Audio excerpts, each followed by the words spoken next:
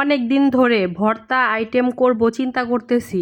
তো চোখের সামনে পড়লো যে বড় একটি মাছের লেজ, তো এটা কিন্তু সিলভার কাপ মাছ। তো এই মাছটা কিন্তু প্রায় 4 কেজি ওজনের ছিল।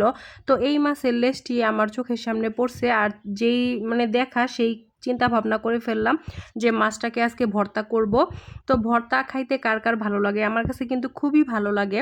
তো মাছ মাংস সব কিছু বাদ দিয়ে যখন আসলে মুখে অরুচি চলে আসবে তখন কিন্তু ভর্তা আইটেমটাই আমার কাছে সবচেয়ে বেস্ট।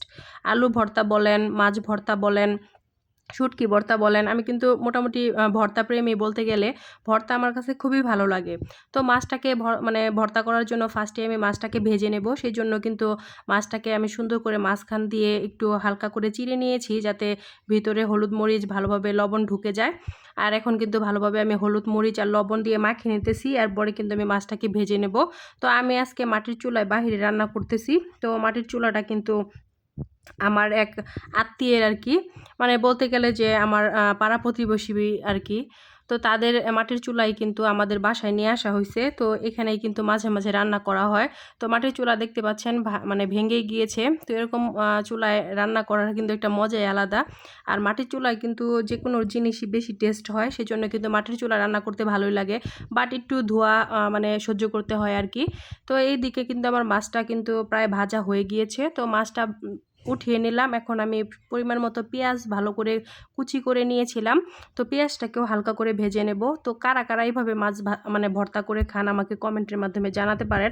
আমি কিন্তু মাছটাকে ভেজে, পেঁয়াজ ভেজে, তারপরে শুকনা মরিচ ভেজে তারপরে ভর্তা করি। তো মাছটা কিন্তু ভাজা হয়ে গিয়েছে, এদিকে পেঁয়াজটাও কিন্তু ভাজা হয়ে গিয়েছে, আমি নামিয়ে নিলাম। আর এদিকে দেখতে পাচ্ছেন আজকে আমি এই মাছ ভর্তার সাথে আলু ভর্তা আর মাসকলাইর ডাউল রান্না করতেছি। তো মাসকলাইর ডাউল কিন্তু আমার খুবই ফেভারিট একটি ডাউল। আর এই ডাউলটি আমি ফার্স্টে সুন্দরভাবে ধুয়ে তারপরে সিদ্ধ করে নিয়েছি। তো ফার্স্টে কিন্তু ভেজে রাখছিলাম আর কি। ভেজে রাখার পরে তারপরে ধুয়ে তারপরে সিদ্ধ বসিয়ে দিয়েছিলাম। সিদ্ধ হয়ে যাওয়ার পরে কিন্তু আলাদাভাবে রেখে দিয়েছিলাম পাটায় বেটে নেওয়ার জন্য। আর এদিকে কিন্তু মাছ ভর্তাটা আমি করে ফেলবো। তো শুকনা মরিচটা কিন্তু আগেই ভাজা ছিল, সেই জন্য কিন্তু শুকনা মরিচটা দেখতে পাচ্ছেন এখন সুন্দর করে লবণ দিয়ে ভালোভাবে কষলিয়ে নিতেছি। তো মাঝে মাঝে আগে না ভর্তা করার আগেই ভয় পাইতাম যে শুকনা মরিচ বা কাঁচা মরিচ হাতে যদি করি তাহলে হাত বুঝি জ্বলবে। বাট এখন কিন্তু আসলে অভ্যাস হয়ে গিয়েছে, যার কারণে কোনো সমস্যাই হয় না। হাত জ্বলা তো দূরে থাক, আরও বেশি মজা লাগে যখন চটকিয়ে চটকিয়ে আমি ভর্তাটা করি। তো দেখতে পাচ্ছেন এদিকে কিন্তু পেঁয়াজের মধ্যে আমি সরিষার তেল দিয়ে দিয়েছিলাম। তো সরিষার তেল মনে হয় একটু বেশি দিয়ে ফেলছি। আর মাছটাকে কিন্তু সুন্দর করে আমি কাটা বেছে আলাদা করে রাখছিলাম। এখন কিন্তু সুন্দরভাবে দেখতে পাচ্ছেন একদম কচলিয়ে কচলিয়ে মাখিয়ে নিতেছি। এখানে কিন্তু অল্প পরিমাণে আদা কুচিও দিয়ে দিয়েছিলাম। আমার কাছে এইভাবে বেশি ভালো লাগে আর কি।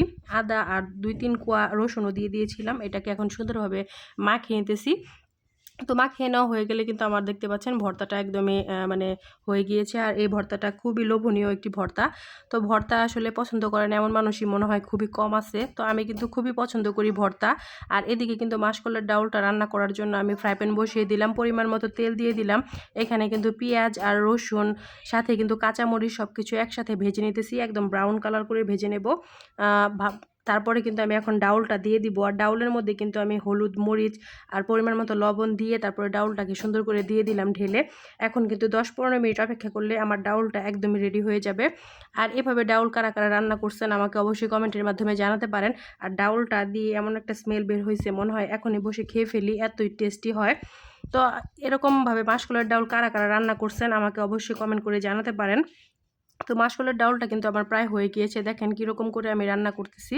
অনেকে কিন্তু মাসকলাইর ডাউলটা ঘন খেতে পছন্দ করেন, অনেকে একটু পাতলা খেতে পছন্দ করেন।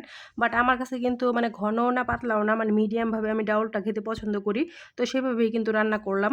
তো আপনাদের কাছে কেমন লাগলো অবশ্যই কমেন্ট করে জানাতে পারেন। আমি কিন্তু আমার ডেইলি ব্লগ আপনাদের সাথে শেয়ার করার চেষ্টা করি, কী রান্না করতেছি, কী করতেছি, কোথায় যাইতেছি, জাস্ট এগুলো আপনাদের সাথে শেয়ার করি। আপনাদের কাছে কেমন লাগে অবশ্যই কমেন্ট করে জানাতে পারেন। আর ডালটা কিন্তু আমার একদমই হয়ে গিয়েছে। তো আজকের ভিডিওটি কেমন লাগলো অবশ্যই কমেন্ট করে জানাতে পারেন। আর আপনারাও চাইলে কিন্তু আমার মতো যখন মুখে অরুচি চলে আসবে তখন এরকম ভর্তা আর ডাউল রান্না করে খাবেন। তো আজকের ভিডিওটি এই পর্যন্তই, সবাই ভালো থাকবেন, আল্লাহ হাফেজ।